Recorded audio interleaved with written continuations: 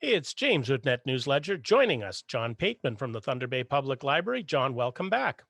Hi, James. Good to see you. It's been a busy week. We missed connecting last week for a number of goofy reasons, but in that time frame, you posted on social media that you're a co-author of a book. Yes, I was very pleased to be able to say that. I'm very proud as well that I wrote this book with my son, Joe Pateman, who's a student in the UK, just finished his PhD. We combined his kind of theoretical knowledge with my 43 years of experience working in public libraries and came up with this book published by Routledge Press, which is a very well-known international academic publisher. So it's a kind of mainstream title in that sense. And it's the first book ever written on the subject of public libraries and Marxism. And what we try and do with this book is look at public libraries through a Marxist lens rather than through, a conventional lens, to see what it can teach us and how we can use those lessons to improve library services. So without giving away the crux of the entire story so that people go and read the book, what's the short Coles Notes version?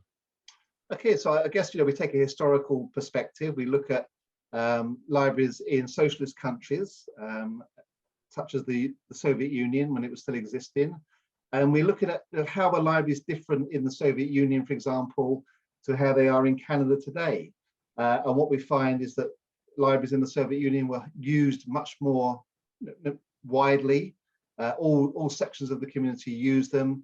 There were libraries everywhere you went, public libraries on every street corner, libraries in factories.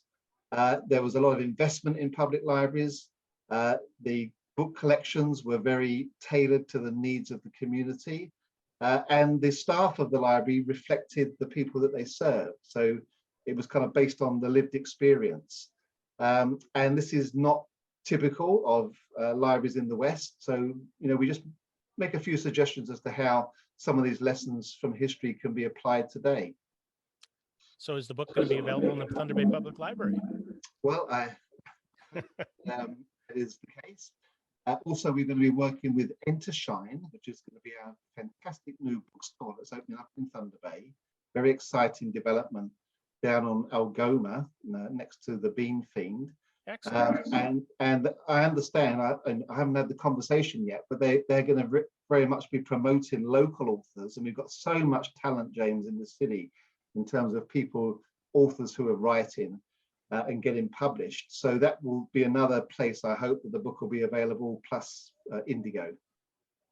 Now, we've started to slowly open up. I've seen some huge lineups at stores that have shocked me that there's huge lineups there. What's happening at the Thunder Bay Public Library? We're still not open yet. No, we're still not allowed to be open under the provincial framework, step 1. We are non-essential retail effectively. And so we're continuing to offer curbside service at Brodie, Waverley and Mary J. L. Black. And again, under the provincial order, we cannot offer service at County Fair because the mall there is not open unless you've got an external door and the library is inside the mall. Now, since we last talked, we have had the discovery of 215 children at the Kamloops Indian Residential School, bodies discarded. We've had a situation that we're starting to find out in Brandon, there's 112. And today the Ontario government has announced funding in at least $10 million to start looking at the grounds at Indian residential schools across Ontario to repatriate, if that's what the community or the parents want of their children, for these lost and forgotten souls. Yes, and unfortunately, I think, James, once this investigation is fully underway, and we know it was a recommendation from earlier reports to government to find these lost children, that there's going to be more similar tragedies to the Kamloops 215, that most, if not all, residential schools will have secrets hidden. And of course, in addition to the publicly stated number of official residential schools, that there were almost 10 times that number in terms of places run by church groups, charitable groups, and other organizations that also ran essentially residential schools. So it's much bigger than the 130, 150 officially named schools. And again, they probably have also got similar discoveries to be made. And just widening that out even further, I know from my own personal research into what used to be called asylums or psychiatric hospitals, that they often had burial grounds as well. And the people were buried with no markers on their grave, and nobody kind of knew where they knew where they were, where they went to. So this is kind of really lifted the lid off something pretty nasty. You know, Canada prides themselves. You know, I remember growing up, John, and you know, the word was, we're not racist in Canada. Look at those Americans. And we're finding out as we go along that we're no better, maybe worse. Yeah, and I can't help kind of connecting the dots between these various things as they happen. So we had the Kamloops 215. Shortly after that, we had the tragedy down in London, Ontario, which was, you know, a terrorist attack, but basically a racist attack.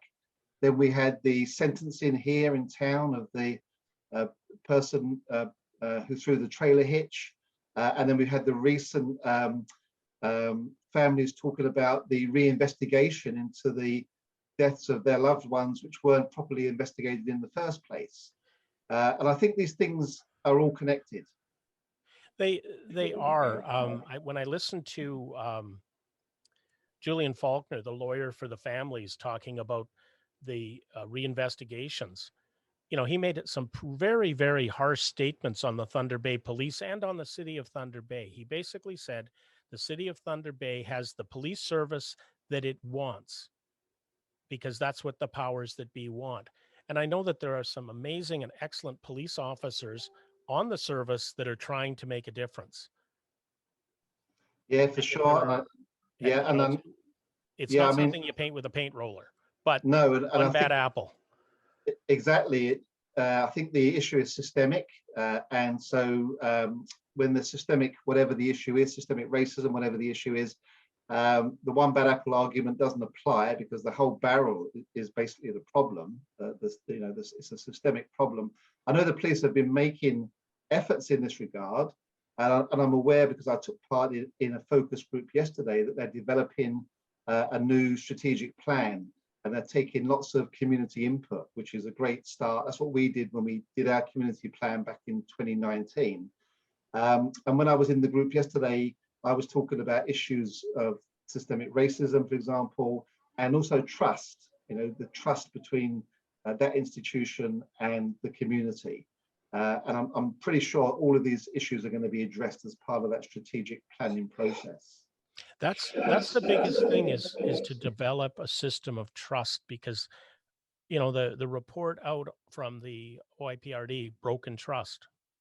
I was there when that was released, and you know it was almost delivered with a certain amount of disbelief that that could actually be said.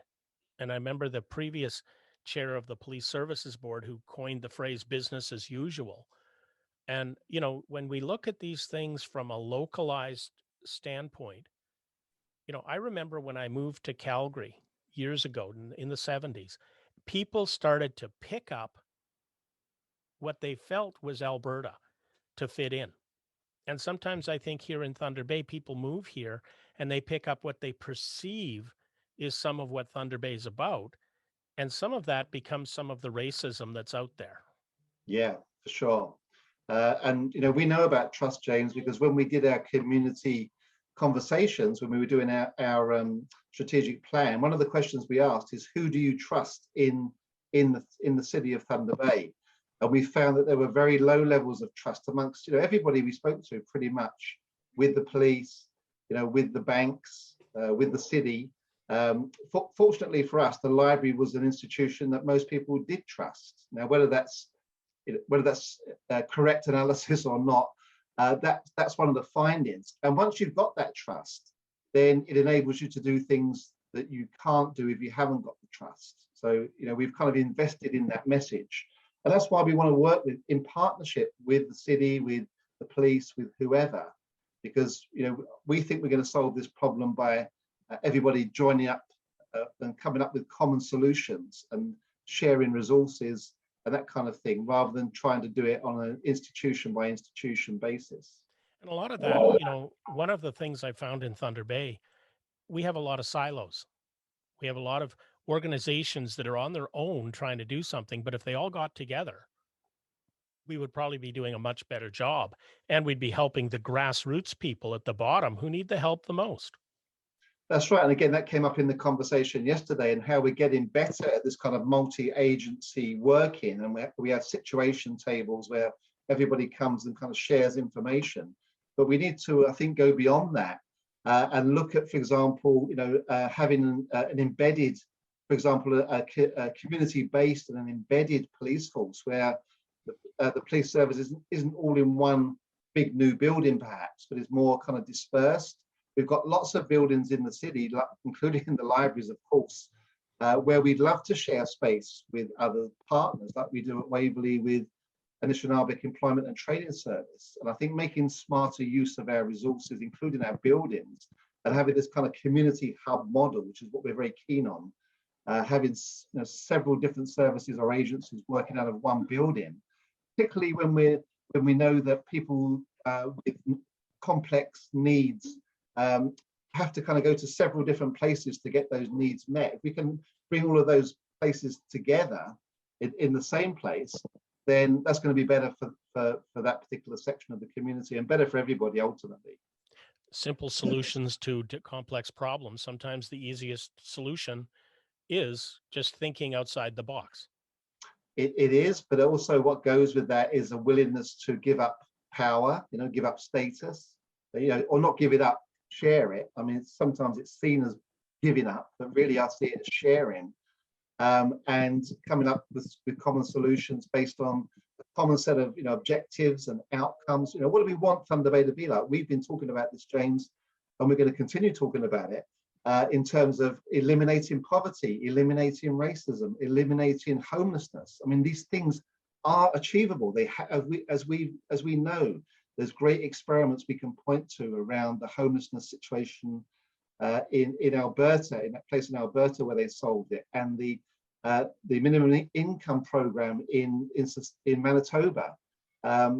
If we bring all that thinking together and work on it collectively, we can solve these really difficult problems. And John, that's probably the best place I can think to leave this week's conversation, is that we can solve these problems if we don't worry about who gets credit for solving them. That's a good way of putting it, James. Okay, and we'll talk next week. Okay, will do. Thanks. To keep up to date, you have to subscribe. You have to hit that like button and hit the notification to stay in touch.